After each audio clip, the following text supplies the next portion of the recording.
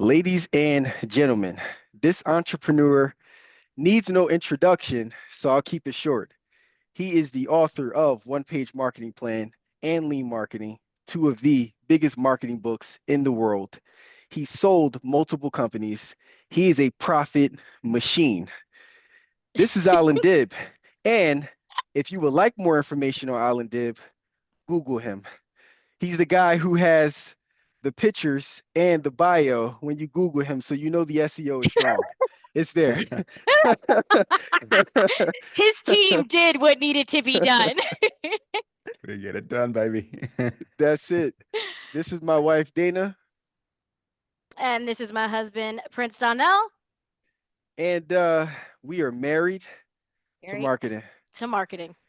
And Let's it's Love so it. funny, really quick, Alan, because we were talking about intros. And I think when we first started watching your content on YouTube transparently, we only read your books first before we started like going and looking for you. And I'm like, Don, you better not give him some corny intro. Don't ask him to intro himself. I'm like, it's so hard talking about ourselves. Like, absolutely not. But but I was like, dude, they can Google him. His roster is beautiful. All right. But when Don and I were talking about having a conversation with you, and I want to be transparent because I totally believe that if we frame exactly who this conversation is for, it is just going to hit differently. And, you know, I more so even wanted to talk to the entrepreneur who has that target market, Alan, who knows their offer, has the ads. They know how to capture leads. You know what I mean? They know how to nurture them. They have their text messages, they have their emails, everything like that. They even know how to get the sales. But they are where so many freaking small businesses are, right?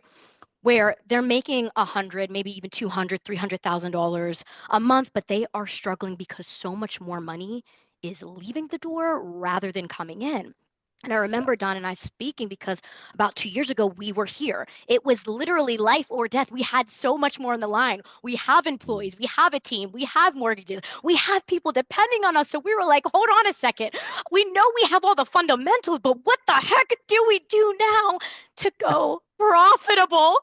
And it's like we hear it in all the entrepreneur books about the profitable part. Like, all right, you got something, but can we go profitable? And so our question to you, Alan, is for all the small businesses who will never get the opportunity to speak to you and have that one on one consultation, I wanted to take this opportunity for you to help evangelize and your methodologies and your frameworks that have personally helped us.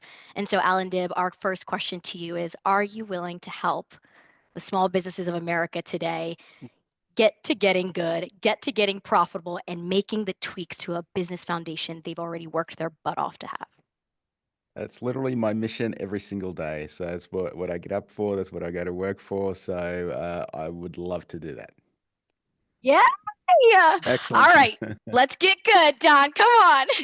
Let's hop right in. We have Alan Dib here and the thought leader, and we are going to drop in. Alan, I've read One Page Marketing Plan front to back twice. And I want to first start off by going into onboarding because you talked about this in your book, One Page Marketing Plan, in the section that said, sell them what they want, but give them what they need. And I Yeah. believe Ah, so that for good. many entrepreneurs, even myself included at a time, a few years back, the reason why it was tough for us to become profitable was because we lacked an onboarding experience. And Yeah. you said something interesting here in your book that if I owned a treadmill for a long time, but I haven't lost any weight, does that prove the treadmill doesn't work? This is obviously a ridiculous conclusion. For my treadmill to work, I've got to turn it on, run it for a while, sweat and repeat the process on a regular basis. Buying it is just the first step. Put it into its intended use is another story. And a customer who buys a product or service and doesn't use it or implement it correctly is highly likely to write it off as something that doesn't work. And that's the last thing that we want as business owners. Yeah. And it talked about us being responsible for the implementation of the product and not just assuming that customers are going to use it the right way. So Yeah. Yeah. that's the struggle for many small businesses. And that leads me to my first question is that Like, what is an onboarding non-negotiable that you find that entrepreneurs miss and the result in their inability to keep customers coming back? Like, as entrepreneurs, we didn't learn about onboarding. We don't specialize in it. We can't Yeah. hire like this Yeah. onboarding specialist at a 100,000 a year to build out this beautiful experience for us. So, as the entrepreneur that is not profitable, what can I do right now and in my non-negotiables of onboarding based on your experience to be able to create that experience for our customers? I love that you started there because I get on a lot of podcasts. I get asked, basic questions and things like that. And I don't mind answering basic questions, but I think this is such an important question because it's really where a lot of the profit is. In fact, I would say it's where most of Mm, the profit is. So Mm, yes, it's exciting to get brand new customers. Yes, it's really, really good to get more leads in the door and everything like that. And absolutely, we want to do that. But what we want to do. There's only two ways to make money in business. There's get new clients, which is, like I said, is really exciting. We get new leads, close new deals, all of that. But the real way, the way that where you really want to start is by increasing customer lifetime value. So if mm, we think about this, right, so they're the only two ways that we can make more money in business, either get more customers or get more out of existing customers.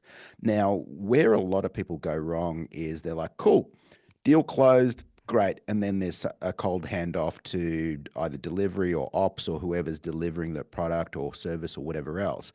And I don't know about you, but how many times have you had an experience where there's just a huge gap between what you were sold and what you were delivered, or maybe not even what you were sold and what you were delivered, but what you were sold and what you expected. There's mm. this yeah. gap, and it leads to huge deal killer, which is buyer's remorse. You're like, oh man, this doesn't feel right, or did I make the right decision? I spent all of this money, and it looks like it's not really what I was expecting, or whatever else. So this kind of poor handoff between sales team and marketing team and then to the people who are doing the delivery. The other thing that can often happen is sometimes the sales team gets excited and they're motivated by commissions and things like that. So they can Yeah. make ridiculous promises sometimes that just can't be delivered on, right?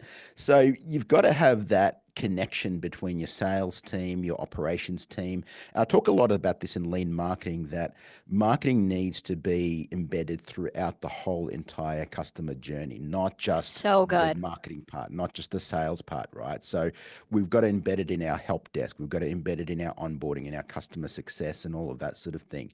So that's where the money is made. Because if you're spending all this money, you're getting leads in the door, you're closing deals, and then you've got this leaky bucket and all the revenues leaking out, people are churning, people are like, this wasn't really what I expected. They stay a month or two and they're out of there, or they leave bad reviews, or they don't use your product or service or whatever. That's not really a win, right? So a win is when someone uses your product or services, gets the transformation that they were hoping for, and then tells everybody, man, I had this incredible experience with Dana and Prince Donnell, and it really transformed my business, transformed my life, and here are my results. And that's way, way more powerful than if you had 10 people who just signed up and then left after month one or month two. So that's really what we're aiming for. We're aiming for delivering a world-class experience. And people who know how to do this well really keep a lot of profit. They have very low churn and they increase that customer lifetime value. A customer becomes worth more to them. And then it becomes a matter of 1+1 = 3, because one customer now Mm, becomes maybe one and a half customers or Yeah. two customers because mm. they create referrals, right? So it just has this virtuous cycle. So onboarding is something that is really missed, and you want to take people through a whole process. You want to have a systemized onboarding and a very warm handover from your sales team. On that, Alan, a warm handoff from sales team to onboarding, assuming I can't hire someone in onboarding, and let's say I'm the entrepreneur who I'm the salesperson, I'm the customer service person, I am the onboarding person. Like, is there a way for me to duplicate myself to create some type of onboarding experience if I didn't have the capacity to hire an onboarding specialist that's in my administrative team? Yeah, look, obviously, if you're a sole operator, the handoff is easy because it's to yourself, but having a systemized approach where, okay, someone's bought, then their CRM fires off this email, then this text message Yep. goes out, then their account gets created, then all of that stuff happens where you don't have to remember, okay, oh damn, I've got to send him the email, I've got to make sure he knows to get onto this Zoom call, I've got to do this or that. So having some kind of process automation going on, absolutely, that can be really, really powerful. The other thing I would push back and challenge as well, anyone who's making any reasonable amount in business, you don't have to hire someone full time to just do onboarding or whatever. But you know, we can hire talent very cheaply from all over the world nowadays, and they don't have to be full time. They don't have to be expensive. It could be someone who's completely just focused on customer success. Maybe they work, you know, 5 hours a week, right? You know, maybe you don't have tons of new onboarding or whatever, but they work maybe 5 hours a week. And then maybe also they work on the onboarding systems, making sure that someone gets a nice package in the mail or a handwritten thank you note or whatever else. This doesn't have to be expensive. This doesn't have to be a full-time role. This doesn't have to be someone at $100,000 or more. You can work with a lot of talent, both locally in your country and outside. There are many people who want part-time jobs. I've had amazing experiences with, you know, moms getting back in the workforce. They want to spend a lot of time with their kids, so they're kind of busy in the morning, busy in the evening, but they've got a bit of time in the middle of the day that they want to do some work with, and all of that. That they often very well educated, they're very well organized, and they can do a little bit of work. Or if you want to work with someone, you know, we've had great luck with people in the Philippines and other countries all over the world as well, who can help remotely. So I would challenge the notion that maybe you can't afford someone to help you with onboarding, because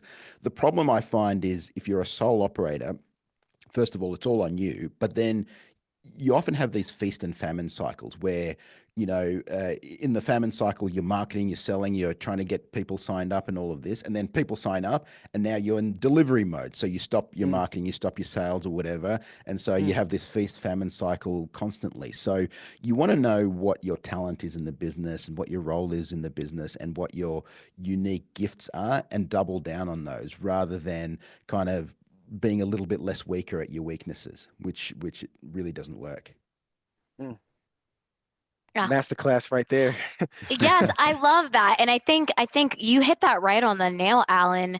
I think especially when you are a little bit more familiar in business and you've been doing things for a little bit, you tend to be all or nothing. And the first question you Yeah. ask yourself is like, crap, how do I afford this? I mean, well, how are you building a business and marketing to customers when you didn't have an ad budget? It's about getting creative, which leads me to the next thing, Alan, about creativity.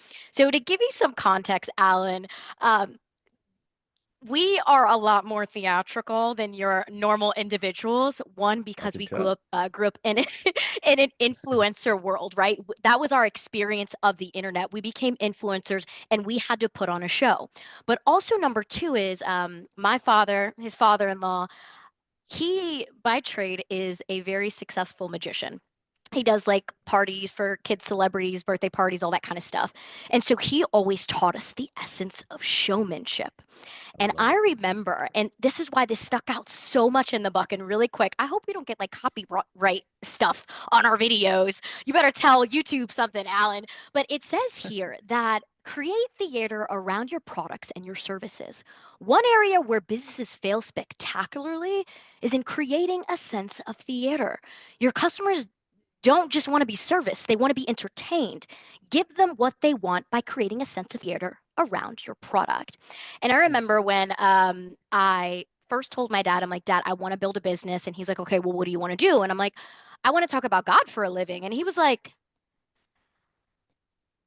I've never done that before, but you are going to be the best darn preacher in the world. You're going to be unforgettable. And I'm like, okay, cool.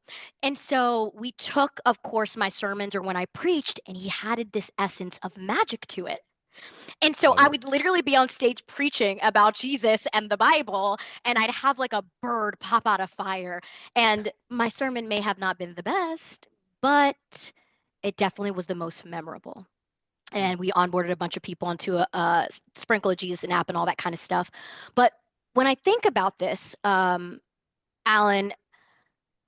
I think small business owners, and I'm talking about the boring businesses, the businesses that aren't really interesting. I'm talking about your trades, your plumbers, your exterminators, your roofing company who has lots of local business, but they never look at themselves and say, oh my gosh, like I'm going to entertain the heck out of how to get rats out of this house.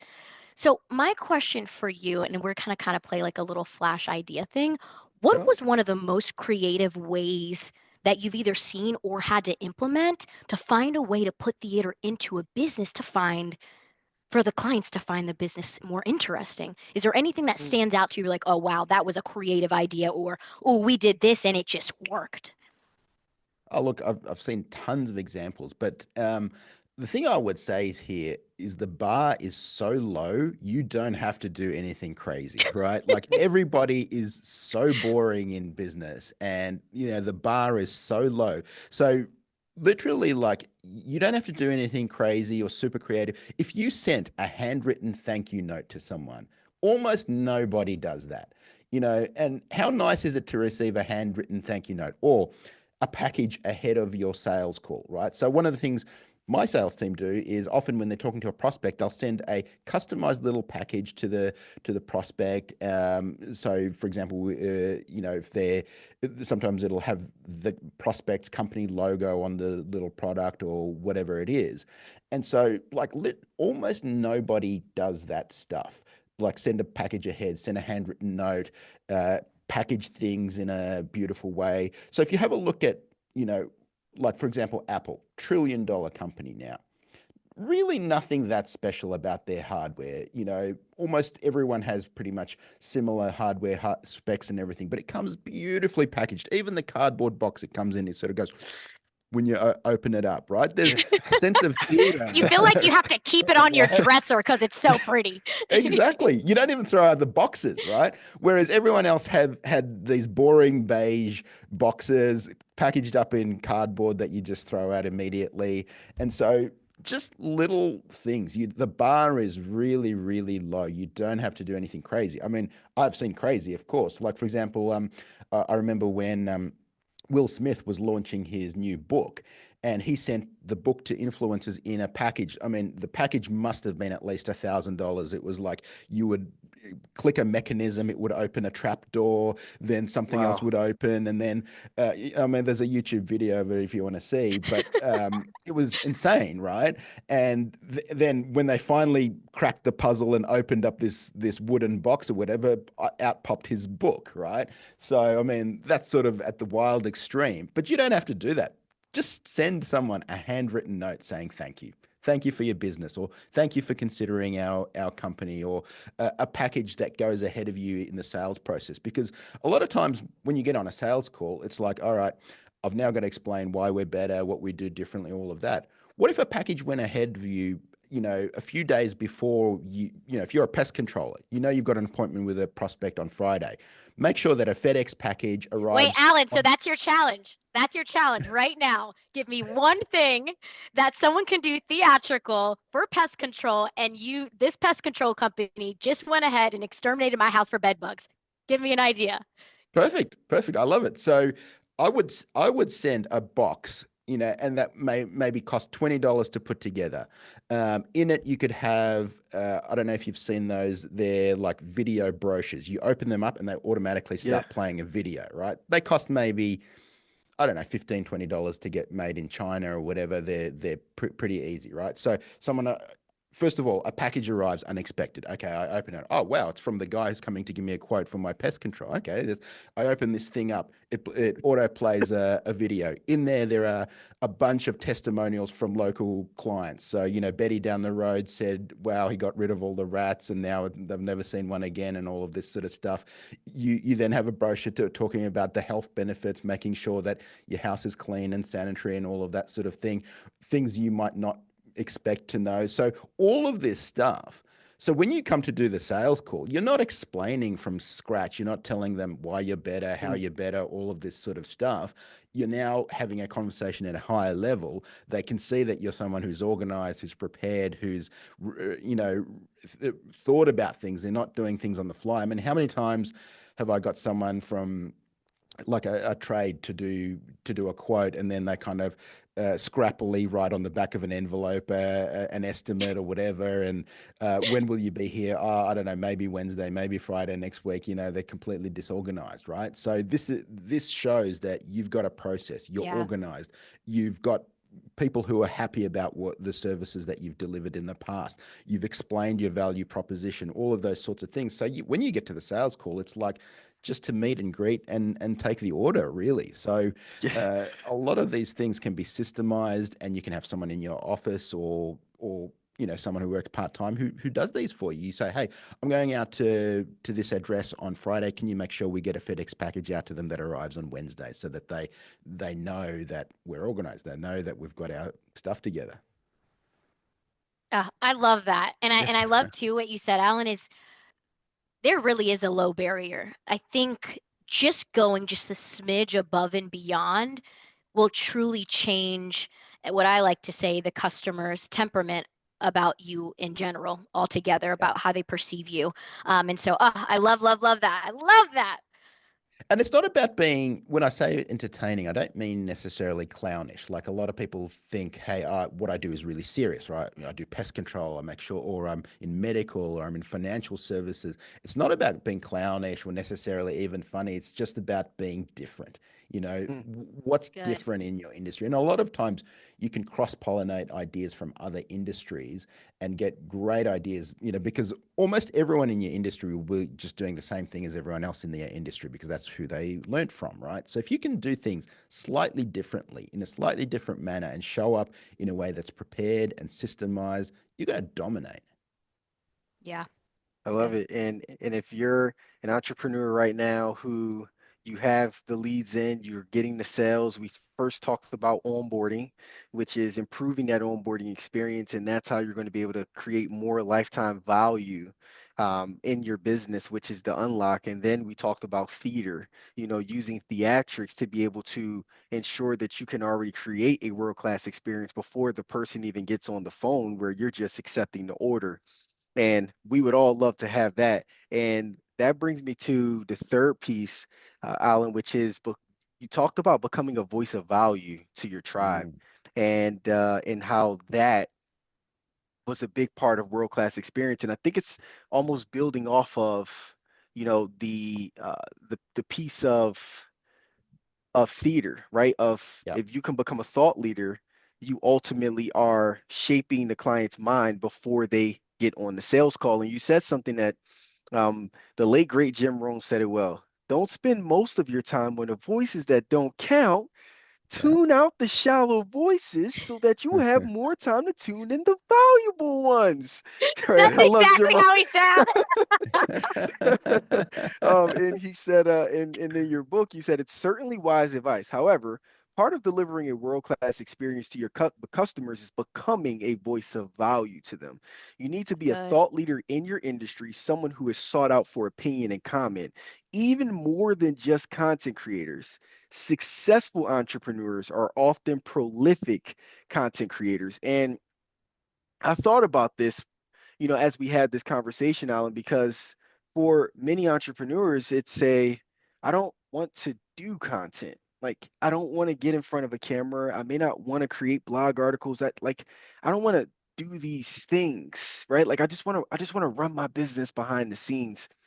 So I have a pretty serious question that I would love for you to touch on for the entrepreneurs that are listening to this is it death to my business if I don't create content in 2025 and beyond? Look, I don't ever want to be an absolutist and say yes, it's death or whatever, because there's always an exception to the rule. But what we find is with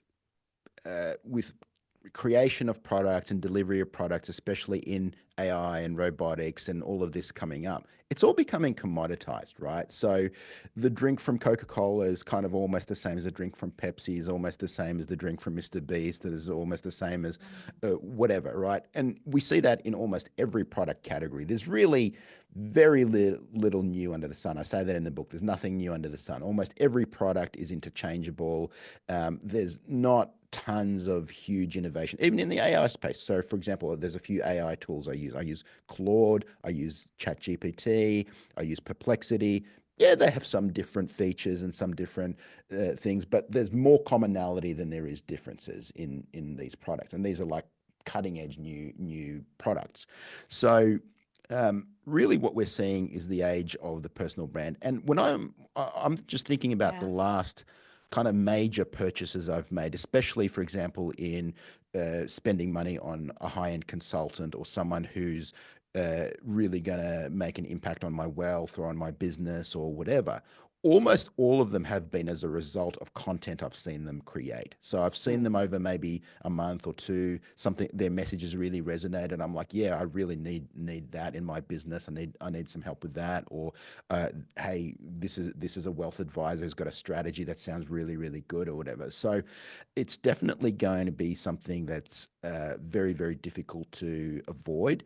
Uh, I'm sure you still can do it in anonymously behind a company name and things like that, but I think you're going to have to need some kind of special cost advantages or some other special type of advantages. I think more and more people follow people, and I mean we've seen this. We've seen billion-dollar brands launched off just like a Mr. Beast chocolate bar, or the other guy Jake Paul with his drink or whatever, and we're going to see more and more of that, and it's just the way it is. People follow people. We care about what other people say and what other people think. And I think the age of the personal brand, we're kind of early in the personal brand age, right? So I think right now is kind of like 2008 in SEO, right? Where if you really got your SEO act together in 2008 and did all the backlinks and did all the things and did all the keywords and Wow. stuff like that over the next few years, you had a really good decade, right?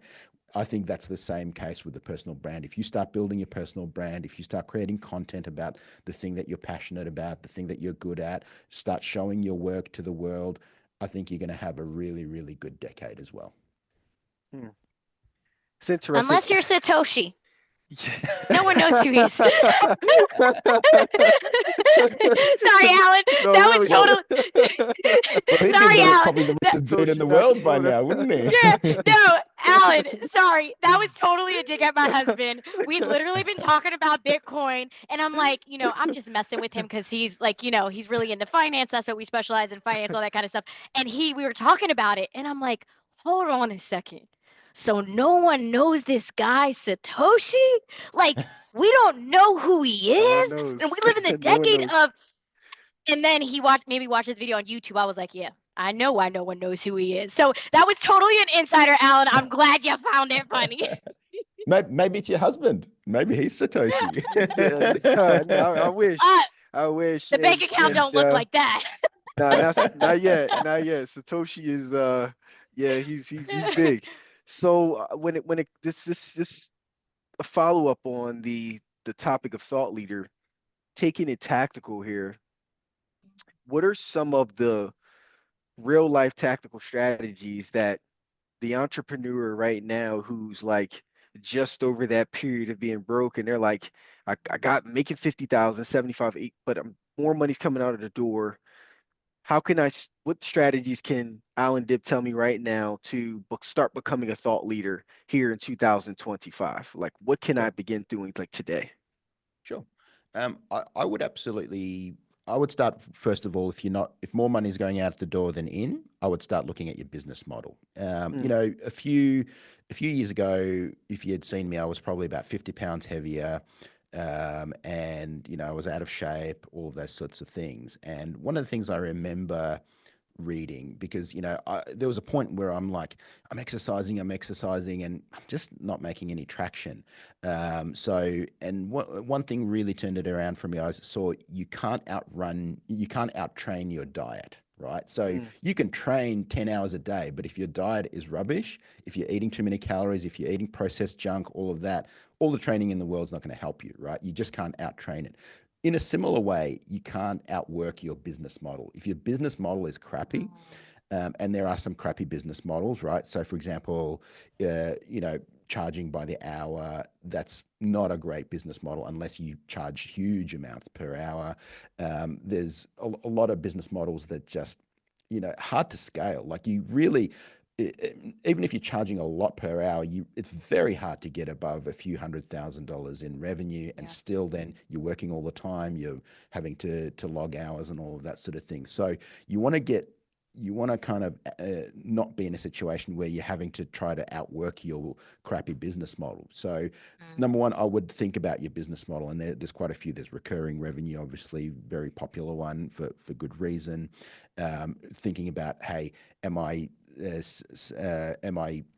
selling time for money, or am I selling intellectual property for money? So how you price and package and position yourself can make a huge difference. I've worked with clients where, we made a small change in their business model and absolutely revolutionized their business. So that can be absolutely huge. So that's one place I would absolutely start is, revisiting your business model.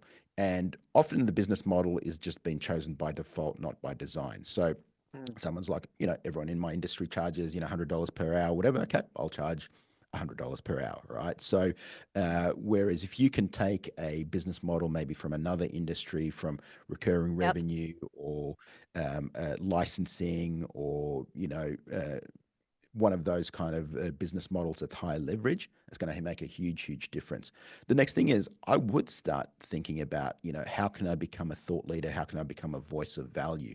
And, there are multiple modalities. So, for example, uh, my key modality is text. I like writing. So I'll write on LinkedIn, I write books, I write newsletters and things like that. Now, I do get on video like I'm getting on now. I do get on stage and speak and all of that, but they're probably not my native modalities. They're not like, hey, that's the easiest for me, right? So but I still do them, and I still kind of push myself to do that. I do a podcast as well. I appear on podcasts as a guest and things like that. And so that creates that voice of value. But start in the modality that's kind of most native to you. So if you're really good at speaking, you're good at chatting, whatever, maybe a podcast is it for you. If you love the whole creating YouTube videos and editing and all of that, great. Do YouTube videos, or maybe do some short form like TikTok. What medium do you love the most, right? If you like short form, maybe it's Twitter, or maybe if it's longer form text, maybe it's LinkedIn or whatever else. So pick one. Don't pick 10. Don't try to be on every platform. Pick one, and just tell your story. What's happening behind the scenes? Who are you working with? What transformations have you made in your business? What are insights that you've had about your industry or what you do?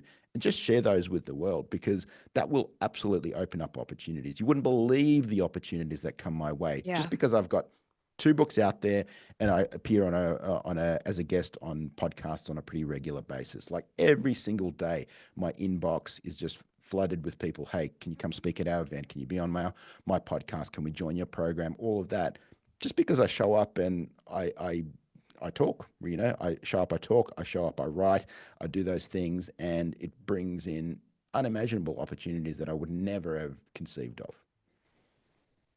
I love it. And on the topic of business model, that leads us into raising your prices. And Yes. So, okay, Alan, so we were sitting there, and while we were reading this portion of the book, because I want you to like visualize this, right? When I tell you this man read your book from front to back twice, both of them, I mean, it was in the bathroom, it was in our bedroom, it was at the gym. Like this Love it. guy, when we divulge at the end of the day, and I think, and I encourage all entrepreneurs to do so, stop reading a book to be cute and truly take it as a workbook and literally dissect it, throw it up on the wall, analyze, okay, how can I implement this? A lot of the time we're running through books to be inspired and, oh, that was a good idea, but we never actually do it. And so one of these things that we had recently been talking about, because, you know, it's time to raise prices, right? But like, when is that appropriate? And I think when I try to make the analogy that whenever you're extremely emotionally stimulated, maybe that is not the time to make long-term decisions that could make you True. lose clientele or customers. And so I kind of wanted to hit on this from an overview perspective. So here's a little excerpt from the book. It says one of the most overlooked ways of increasing the lifetime value of the customer is simply by raising prices. Most businesses fear that raising prices could lead to a customer exodus or backlash of some sort. The key to raising your prices in a way that makes it palatable to your clients is giving them a reason why. Explain to them the increases in quality of your product or the increased input costs that you've borne. And oh, I love this so much. And so we're sitting here, right? And I have, because I'm on the sales side. I love sales. And so I have my little devil on my shoulder saying, don't increase your prices. Like maybe you're not even good enough, or why would you do that? You're going to lose all your clients. You can't even do that. And I know so many entrepreneurs are out there thinking that, right? That, oh, so many of my customers have been with me for years. I can't increase my prices. They're going to go somewhere else. They're going to start price shopping. I can't afford to lose just one. Oh my gosh, if I get one more client who sends in an email to churn, I can't afford to do this. And then I have Alan on the other shoulder. And he's like, well, maybe you wouldn't be here right now if you priced yourself correctly and stopped being scared like a little punk to raise your prices. Just explain why. And that spoke that spoke to us so much, Alan, because in the beginning of building a business, we want to give entrepreneurs permission to grow and understand that what may not be what we're doing today is sustainable for the price points you put previously. But my question to myself, and maybe this really isn't a question, Alan, and more, I need like that push for an entrepreneur to say, shut up and just do it, or maybe a framework that makes them feel comfortable to actually raising their prices. I think the question that I had came to myself, Alan, was like, hold on a second. Why don't I want to raise my prices? Is it really because I'm afraid of losing the client? Or do I not feel that I'm worthy of the price that I desire to charge? Or maybe a better question is, am I incapable of communicating my value that my clients don't think that I'm that good? Simply, I'm not good enough. And so trying to work that out in an entrepreneur's brain, what would you encourage them, Alan, at this point where they are literally bleeding cash? What framework can you push them to go look or find that makes them comfortable or get comfortable with raising their prices? Yes. So it's therapy time. All right. So uh, a lot of us, especially if you haven't come from wealth, which I didn't. I grew up in a family where parents were on welfare, and a lot of times we've just been programmed with a scarcity mindset where, hey, you want something, money doesn't grow on trees. What do you think, we're millionaires? All of this sort of stuff. Like these are phrases I heard constantly, right? And I had to deprogram myself. And I've seen this kind of programming in many people because it's a pretty common thing. For example, I was in a store the other day and I was shopping for a particular item, and the sales assistant said, "You don't want that one. That's really expensive." And I'm like, no, I do want that one, right? So, and she was trying to sell me the cheaper one. She was saying, that's really expensive. You don't want that one. And so I could see the programming in her mind. Yeah, she's like, that's ridiculous. Who would pay for that? But whenever you kind of have that thought, there's an opportunity to kind of reframe that. And I mean, you wouldn't believe how far the rabbit hole grows. When I was buying consulting services, I thought, wow, $100 an hour, that is insane, right? And now, I mean, I'm at the stage where I'm paying, 10 times that in many instances for someone to come and do something specialized for me or whatever else. And so there's definitely a mindset shift where you've got to really think about, where is your mental programming coming from? So, and a lot of times it is from childhood where, a parent or both parents or whatever, maybe we grew up with scarcity or whatever, and you've been instilled with, like, money is hard to get, money is something that's really scarce, people don't have money to spend and all of that sort of thing. Well, someone's buying all the Ferraris, someone's buying all the Rolls Royces, someone's buying all the mansions. There are many affluent, wealthy clients where they actually measure the quality of the service or product by the price. That's it's a signal. Price is a signal. It tells you, that something is valuable, or something is worthwhile, or whatever else. It's not the only signal, but it's a strong signal. So if you see a product, Yeah. one is $100 and the other is $1,000, and you have no other information, well, automatically you think, well, the $1,000 one must be so much better, right? So, Mhm. so price is a signal. The next thing that I would say is you don't necessarily have to raise price in a like-to-like scenario. So, for example, I haven't been to the grocery store in a long time. I have someone who takes care of that. But like, what does a banana cost where you guys live? Like if you were to go to the grocery store, get a banana, I don't know, what does maybe that cost? 89 cent, maybe. I don't know. 89 cents. And 89 what about cents. Yeah, like an Okay, apple? we're the wrong people to ask about this kind of stuff yeah. too. I'm not entirely Whoa, sure, but this was embarrassing. Well, throw it out there. I 89 think it's cents for a 89 banana. cents. What is an apple? 50 cents? What would 50 an apple cents? cost? What's I feel that? like when you go to Wawa, I don't know if you have Wawas around you, Alan, but like I feel like when you like pick it up off the counter, it's like 50 cents or something like that. 30 50 cents, cents. All something right. like So that. let's say 50 cents and 89 cents. Let's round it up to $1.50, right? So now if we were to say, hey, this banana is $5, you would say, wow, that is ridiculous. Or this apple is Hmm. $10. But I was going through the airport the other day, and I try to eat healthy, and I just wanted a little bit of a snack, and I got a fruit cup, and it's just got a little bit of sliced banana, a little bit of sliced apple, a little bit of pineapple, or some other thing. It was like $12. I'm like, there is not $12 of fruit in this little cup. So they Mm, got the same fruit, and even it was a fraction of it, and they just cut it up, mhm. repackaged it differently, and now it's 10 times the price. So Yeah. so think about like fruit salad pricing and what you do, where it's not necessarily just raising the price, but it's a little bit of this, a little bit of that. We mix it up, we'll put it all together, and then it's not really easy to compare. Like, everyone knows, I don't know, bananas probably under $1, and apples are under $1, or whatever, that sort of thing. But a fruit salad cup, I don't know how much that should be. $12. Okay, here's $12, right? Again, just kind of repackaging, repositioning what you do, rethinking how you do it intelligently. So, and having said that, if you're still kind of really scared that your existing clients are going to run away or whatever, that's fine. You can grandfather in them in at the current price level. So you can say, hey, you know what, Mr. Smith, you've been with me for a long time. I really value your business. I'm actually raising my prices, but you're going to stay on my current price level.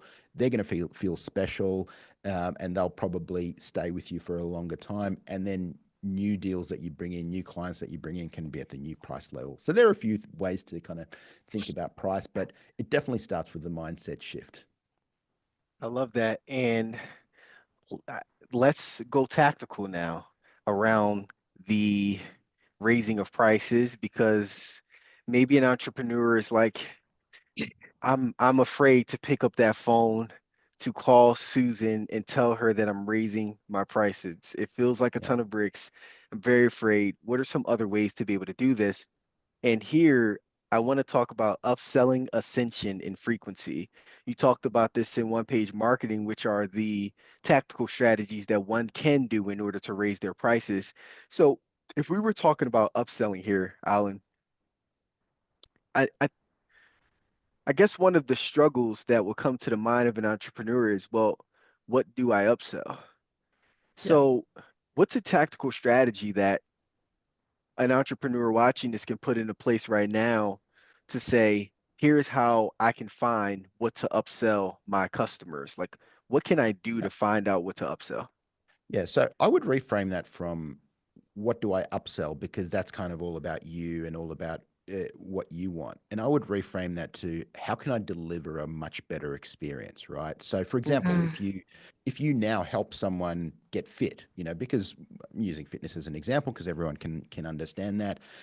How can I make that experience easier, better, smoother for them, right? So, and if you can do that, if you can shorten the time frame it takes, if you can remove some of the roadblocks, if you can help them with whatever they're stuck with in a larger and bigger way, well, then it's natural for you to be able to charge more. And so if you're someone who's thirsty, if you're completely dehydrated, and I'll give you a little bit of water. Well, that's okay. But like, I really need to give you the amount of water you need to get rehydrated. And so if I'm selling you just a tiny little bit of water, I'm not doing you a service by not upselling you to what you need, right? So I want to give you the amount that you need in the amount that you need, as much as you, until you get rehydrated and you're feeling good, and now you're able to go to the next level. So in a similar way, I would think about, what's the dream come true experience for the client? Like, what do they actually want?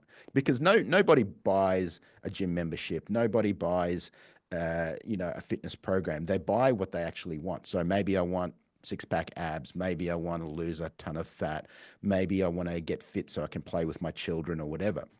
So I would be thinking about, what's the dream come true of this experience of this person, and then what are the roadblocks, and how can I smash some of those roadblocks? So, for example, using the fitness example, well, I may want to get fit, but I'm still kind of on this crappy diet. So I'm still coming to the gym, I'm working out, but I'm not really getting results because my diet is still crappy. Well, could you help me with a shopping list? Or could you go shopping with me and show me, hey, buy this one and not that one, because that one's got a lot of sugar in it, that one's processed and got no good, and show me on the back of the carton, see, we're looking for ones with really high protein, this one is low protein, this one's high protein. Come with me shopping, take me for a tour, show me what to buy, help me with my grocery list. So now you've made it much easier. Otherwise, I would have had to spend hours online trying to figure what's what. Maybe I don't really know, don't have the education or whatever else. So what are some of the roadblocks that are stopping me from achieving my goal? Don't just sell me the gym membership, sell me what I actually want. What I take away from that, Alan, is I love that you shifted my thought process there. It went from, what can I upsell the customer, to obsessing over what the customer needs and Yes. solving their That's pain. good. And through looking at it from that lens, there's an endless amount of ways to be able to upsell the It'll customer, become obvious. because Yeah. I love that. So write down all the things that the customer is experiencing, obsess over that, and your answer is right there. You Well, I'll know give what you I an example for, realized? Yeah, I'll go give you ahead, an Alan. example from my own business. A few years ago, we still do that. We've got a program called Accelerator, which we deliver coaching and consulting, and we help people build their own in-house marketing strategy and marketing department. And we kept hitting a roadblock where we would work with an entrepreneur, we would get on the same page with strategy. We're like, all right, let's get these things done by next week. All of these things, we'd get back on a call, nothing done. We'd do that next week, again, nothing done. And why? Because entrepreneurs are super busy. Entrepreneurs are ADD kind of personalities. Entrepreneurs often have 10 things running at the same time. And so one of the things that we did is we helped them hire a marketing coordinator who would actually do the stuff. Now, I had never intended to help people with recruitment or hiring people and all of that sort of stuff. I wanted to run a coaching and training and consulting business. But as soon as we did that, we've now unblocked the entrepreneur. We've got someone in the business getting the stuff done, So and they're good. now making progress. And it was a huge, unlock, because now we've taken stuff off their to-do list. We've hired and helped them train someone who will actually get the stuff done. And now we're making progress. So again, very, very natural. We looked at, where are the constraints, where are the roadblocks, and how do we smash through them? You sold You an know what I accessory. love about that? You know what I love about that?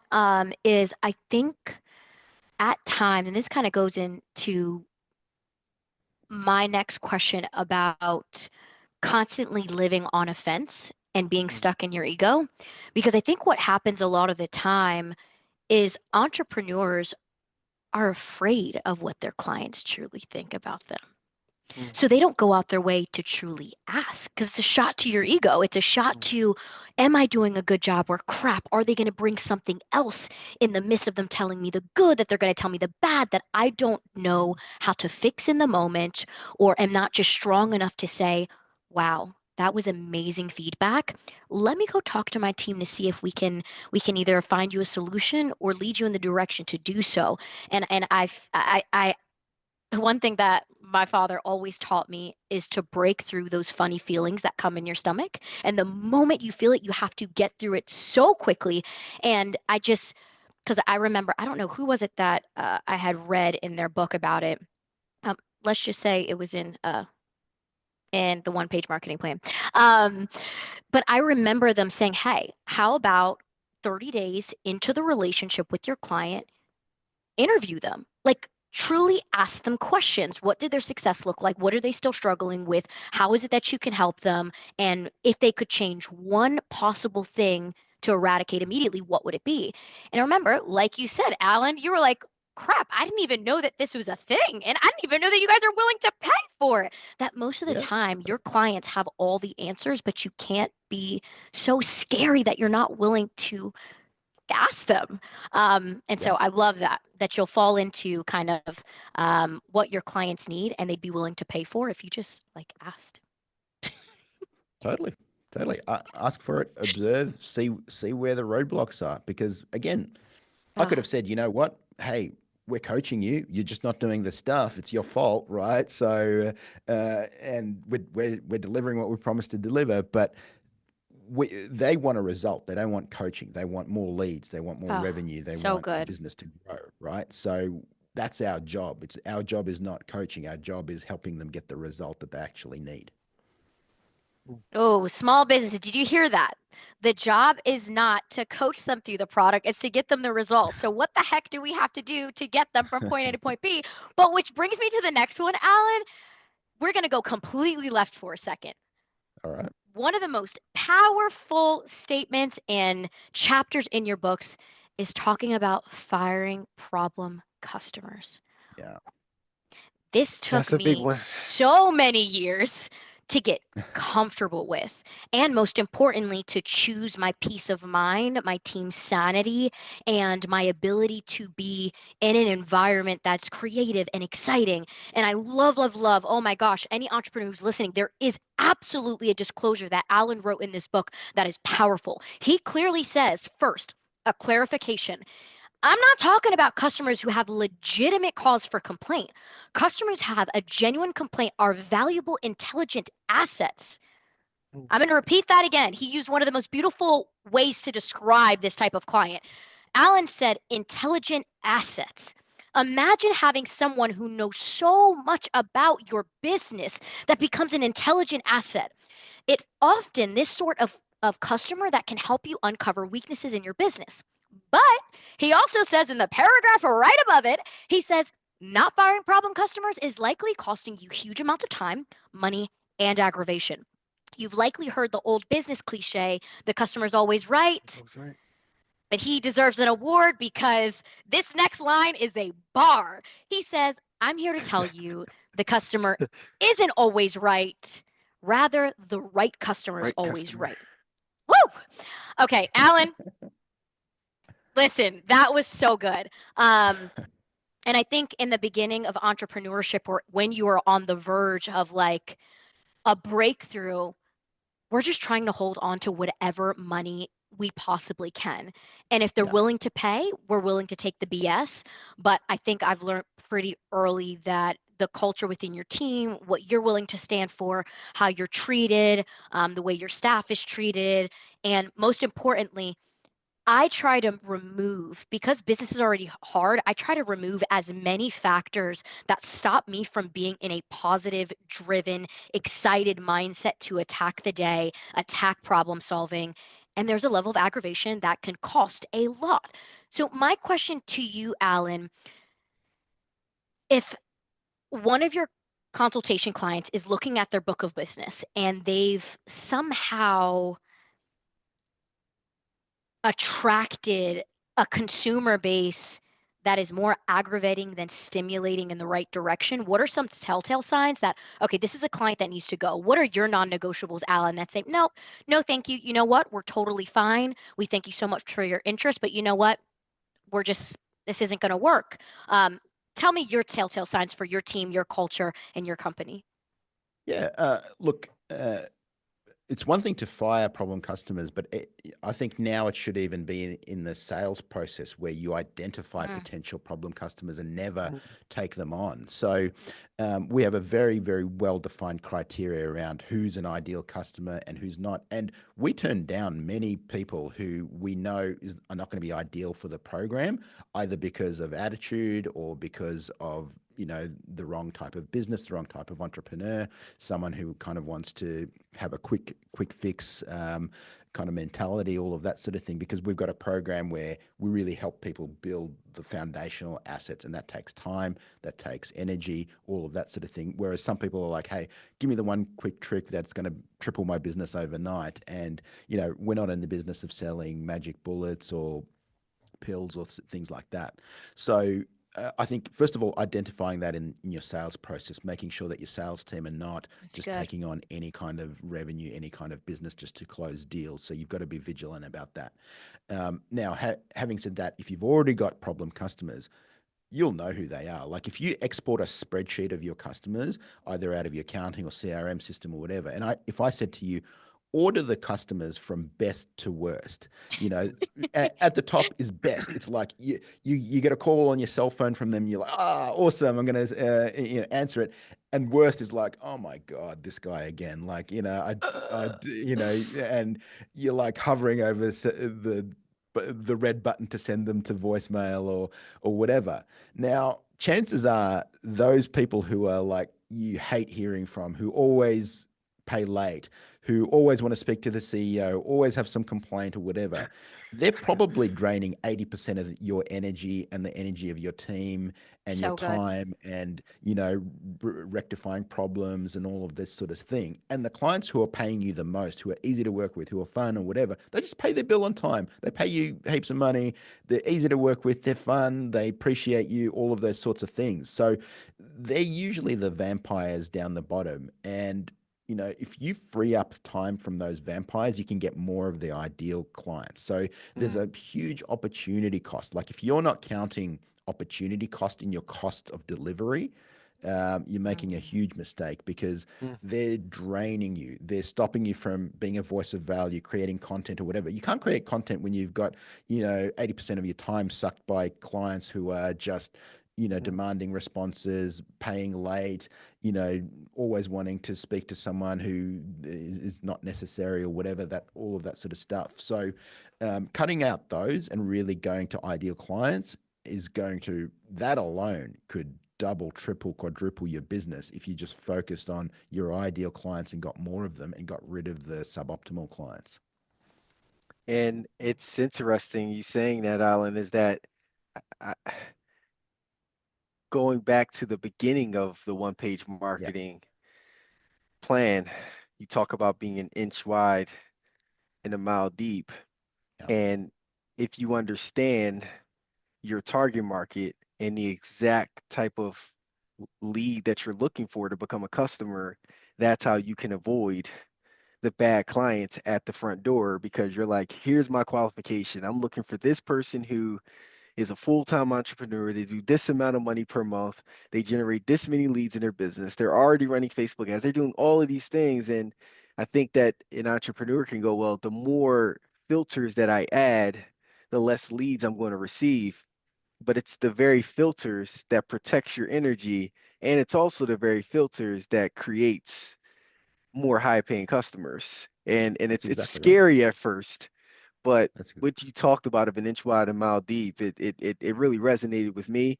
And it's everything that you're talking about of not dealing with firing clients because you're stopping them already before they come into the funnel. So Well, I'll go even further, and this is a little bit controversial, but every year at the end, I mean, we're recording this right towards the end of 2024, and mhm. part of what I do every year is do a yearly review, and I ask mm, myself a few yearly review questions. I go through my calendar, I go through my photos, I go through my text messages for the year and all of that. But one of the questions I ask is what created energy and what drained Mm, energy. So mm, what things that I did drained my energy, what people drained my energy, and so I go further than that. I go to firing people who are draining. I don't mean necessarily employees, but like even potentially in your friend circle, there's that one friend who's always just complaining, always negative, always whatever. So who should I have less time with? Who's that family member who's always bringing you down, who's always negative, who's always like, that'll never work and all of that sort of thing, versus who creates energy, who's like excited. They hear your vision and they're like, wow, how can I help you with that? How can I be part of that?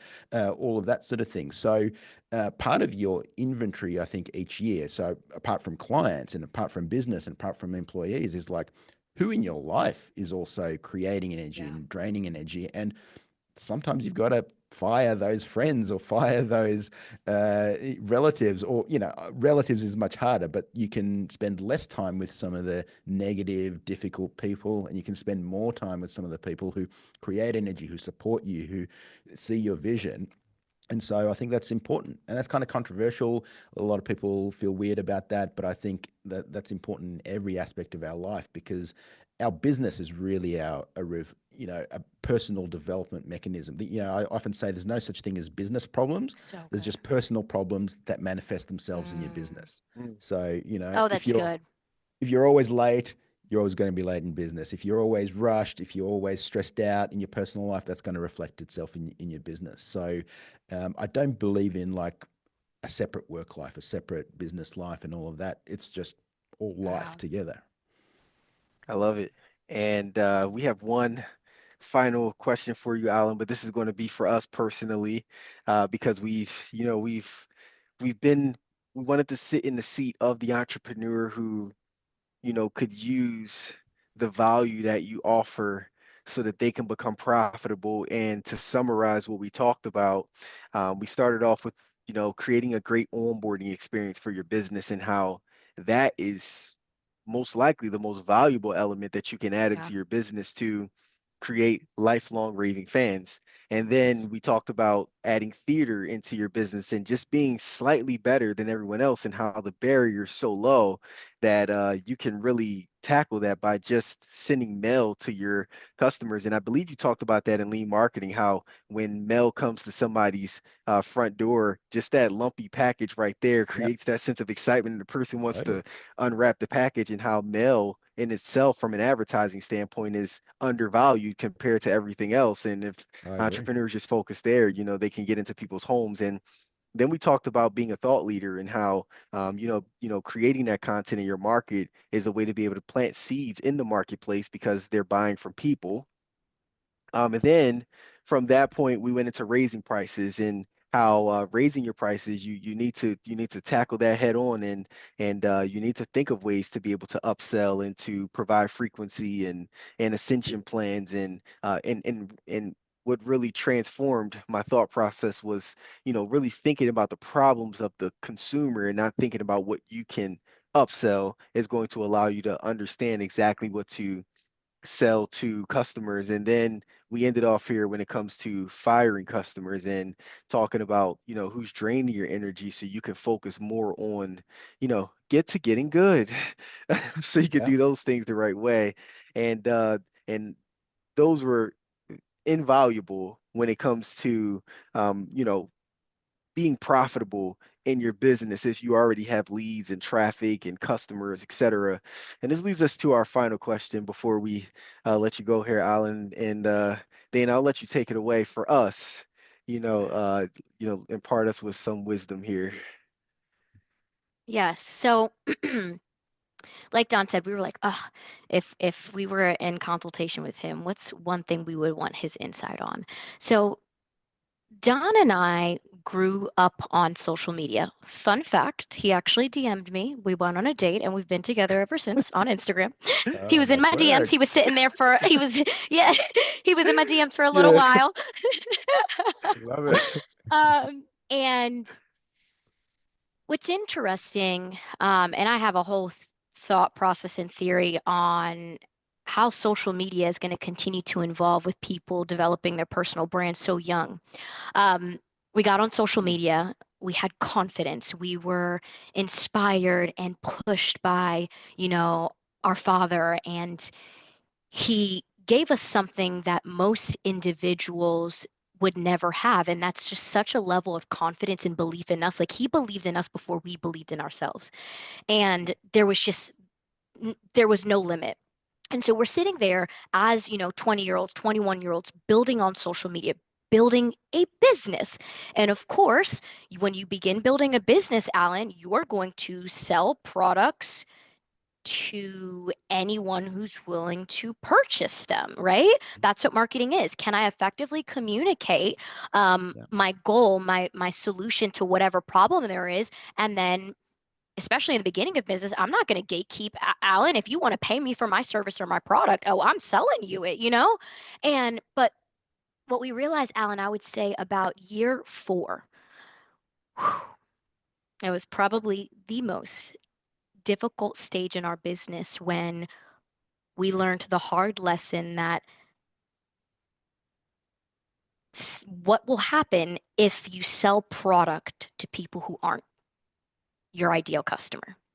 And you said something so powerful in your book that when you sell an extraordinary or great product to a client it's not meant for, it will be made out to seem like a crappy product, a scam. And of course, we're building for the first time. We're excited. We're making money. We've broken generational curses that our family has never seen. We've made the most money our family has ever made, all of them put together. We are excited. We are blessed. We are on fire.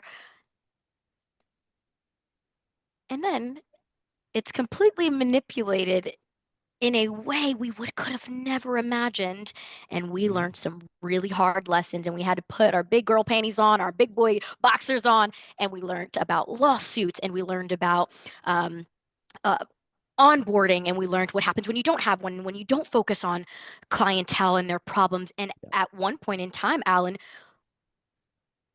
we were so focused on trying to learn how to be an entrepreneur and be a boss and be a CEO that we were more concerned and blinded by all the new customers rather than the ones who were falling at the wayside and canceling, not realizing that there was so much important, valuable information there. And then it all came crashing down. We lost our business overnight. Okay. With that being said, we almost retreated from social media because there's this quote that says, when you find or exposed to new information that changes your strategy, old opinions and theories, please change your mind. Don't let your ego hold you back from growth. Whatever the truth is, check your ego at the door and let that lead you.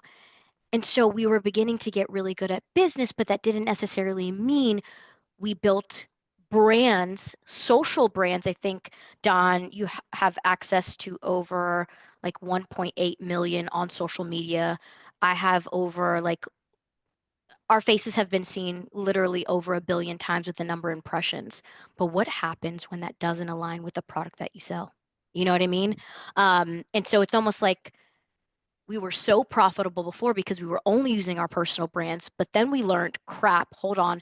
How do we get good at actually finding the customers? And let's go ahead and dive deeper into paid advertisements so we can get to the clients that we have. But then, okay, whoa, that is bloating our cost to actually operate business when we were just dumping money down in savings and reinvesting it. Now it's like, hold on a second. Whoa, this is what it's like to build a business. And this is why you need investors, or you got to get real Now creative. you're thinking about CAC and cost to acquire customer, your cost to deliver your customers. And we're like, oh my gosh, right? There's so much more to this than just being able to communicate effectively a vision, a goal, and selling a product. And so my question to you, Alan, with that little bit of context, I'm curious. We have these huge personal brands that don't actually align with our business. And it's interesting because I see, of course, I've seen so many extraordinary entrepreneurs just now diving deep into building personal brands after they were already successful. We took the opposite route where everyone was able to see our downfall, to see the failed businesses. Yeah. Like, what would you encourage us in that standpoint? Like, do we rebuild personal brand to align with what we're doing, or do we keep them separate, continue to learn? Like, it's just, I'm just curious from you, seeing it from your standpoint. You have these cool assets. Like, what do you do with them? Look, without knowing kind of the specifics of your situation, is I would keep things simple. I would pivot the current assets to whatever actually aligns. And, one of the things is just owning up to what went wrong. Hey guys, this is what went wrong. This is what we're doing. Better to fix it or whatever. It's just completely human. I wouldn't necessarily focus a ton of energy on explanations. I've heard that phrase where explanations, friends don't need them, haters won't believe them. Right. Oh, that's Um, good. so what, while you can own your mistakes, you can make things right. So if someone was hurt or harmed or whatever, refunds, fix ups, whatever needs to be done. But really, especially on social media, I think people have a pretty short memory. I mean, and I've seen many very successful pivots where someone's been talking about one thing and then they start pivoting to another. So I think if you guys have a talent for social media and building a personal brand, which clearly you do, I would double down on that and just make sure that it aligns with your new audience. I would be completely open, completely transparent. Here's what happened. Here's how some of the lessons we learned, and here's what we're doing differently. And no problem if you want to unsubscribe. Our new content is going to be about blah, whatever it is, and so we're going to continue publishing about that. And if that doesn't align with what you want, no problem. We're so a lot of people kind of try to do like multiple websites, multiple social media channels, and all of that. And that can work, but I think it's going to create a lot of complexity. It's going to multiply the things that you have to do. And Yeah. it's just a very heavy lift, and it's usually pretty unnecessary as well. So that would be my advice without sort of knowing kind of the specifics and the details in a lot more detail. But I hope that helps.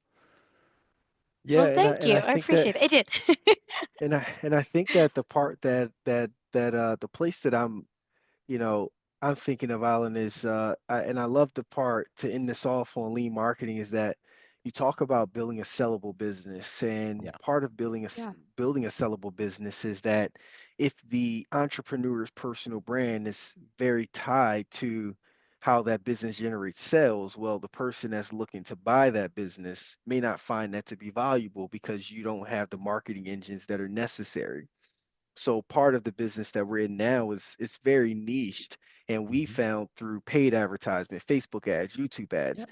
we're able to target that very niche audience. And we found different marketing engines, one of which is your flagship asset, where you said build Hmm. this flagship where people can experience the product or service before pulling out their credit Yep. card, and from experiencing it, then they can turn into paid customers. So we've built all of these engines today where Nice. now our faces are no longer needed in order to drive customers. From your book, we've built a referral system where 50% of all of our new customers today come from referrals, and they have no idea who we are as individuals. Like my wife sell, she's like a high ticket seller. She's one of the best, and Nice.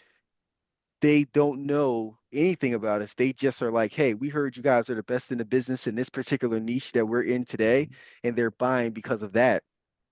So that's where it creates that sense of divide for us, where it's like, hey, our personal brands, 99% of the people who follow us are not our ideal customer in the niche that we're currently in at the price point that we're offering it. So we constantly have conversations back and forth like, well, what are the personal brand assets for if we found something that we can double down on through the flagship assets, through the referrals, through the affiliate programs, through paid advertisement, with all of those engines being profitable, it's that more valuable to someone looking to buy the business if we don't associate personal brands to it, where that can be looked at as, well, that engine is how you're creating customers, and now we don't find this business to be valuable. And I guess that's the part that I don't think that we're that's thinking of. necessarily a huge impediment. I know a lot of people perceive that to be a problem with personal brands, but like I can guarantee you, probably Mr. Beast will sell his chocolate bar to Cadbury, or Jake Paul or whatever will sell his drink to Coca Cola or one of those other things. And post sale, there can be many different type of deal structures where you continue to be the face of the brand, and there's some sort of licensing arrangement, or there's a royalty arrangement, or something like that. I think personal brand is too powerful, and a lot of Yeah. times. a buyer may not even value personal branding. They're like, you know what? I just want the distribution. I just want the customer base. I just want the whatever. And they may already have a marketing engine of their own and just plug that into their own. So I don't think it's necessarily more valuable because you don't have a personal brand associated with it. There are many ways to still make it valuable to a buyer and still have a personal brand attached to it. It's kind of different when it's like maybe you delivering services or coaching or whatever, but still, even in our world, I have a team of coaches who deliver our program. I don't do one-on-one coaching anymore. I haven't for many years, and it's because it's actually not a talent of mine. I'm not a great coach. I'm much better at writing. I'm much better at speaking. I'm much better at doing those things. Staying in my genius zone. But a lot of people come because they've read the book or they've seen me somewhere on a podcast or whatever, and then they work with someone on my team whose genius zone is coaching, whose genius zone is really delivering the product or service and making sure that they get a great result. So I don't think it's the kind of roadblock that you think it is. Gotcha. Gotcha. I appreciate that. And this was extremely valuable. I love everything about this, and I love the books. And for those who are watching this, for those who are watching this in the future, whether this is 5 years from now, 10 years from now, 20 years from now, because the goal is for this to be a long-term staple piece that lives forever. For those who come in that are new entrepreneurs, please, one-page marketing plan.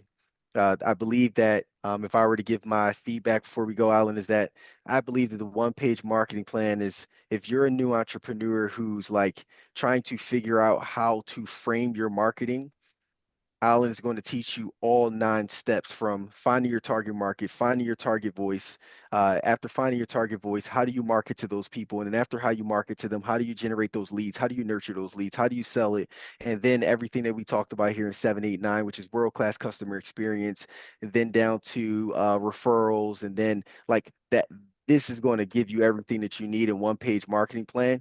And then over here, this is where lean marketing comes into play, which is going to be your second book, where after you're generating that revenue and you're doing your thing, there are so many valuable pieces in this book that are going to teach you how to actually build a sellable asset, because there's a very great argument in here around the fact that every entrepreneur should be looking to sell their businesses, because ultimately things are going to change in your life, and you don't want to invest 20 years into building something for you to not be able to sell it. So lean marketing is going to teach you those strategies to be able to build intellectual property in your business that someone will ultimately find valuable enough to buy from you, and you'll be able to walk away with a fat check. So, one-page marketing plan, lean marketing, excellent books. This is Alan Dib Yes. again. Need no introduction. Google him if you have to. He is an amazing thought leader in the marketing space, and we are honored to be able to have share some time with you. Got some tactical skill sets, some thoughts that can ultimately live forever, and inspire the world. It was an honor to Yes. And speak to I you just guys. Thank you so much. Yes, I would love to leave you, Alan, with just a 30-second quick prayer for 2025. Lord, we ask that we humbly come before you and ask that you forgive us for our sin, but most importantly, we ask that you continue to provide Alan access to the extraordinary. God, continue to cultivate his mind and double down in 2024 beyond whatever it is that he thought was possible. Shatter his goals and propel him forward to accomplish and affect so many people as possible. God, there, I ask that you just continue to surround him around people that love him, who support him, who are bullish on ensuring that the things that are happening in his mind continue to be put on paper and distributed to so many entrepreneurs who need him. May he continue to multiply marketplace ministry, God, and may you continue to bless him with all that he could have ever imagined. And so we're so grateful for his business. We're asking that his continues to grow and help every single client who comes through those doors. We thank you, God, so much for the ability to talk with extraordinary people. And most importantly, we pray for every single entrepreneur who has come to this video honestly defeated, frustrated, upset, feeling like a failure. We ask that what we did today helps encourage them that they are one idea, creativity away from being more profitable. In Jesus' name we pray, amen. Amen. This is Thanks, my guys. wife, All right. Dana. And that's my husband, Prince Donnell. And we are married to marketing, ladies and Marketing. gentlemen. See you Thank next you time. so much, Alan. It's my pleasure. My pleasure. It was great talking to you guys. All right. Bye.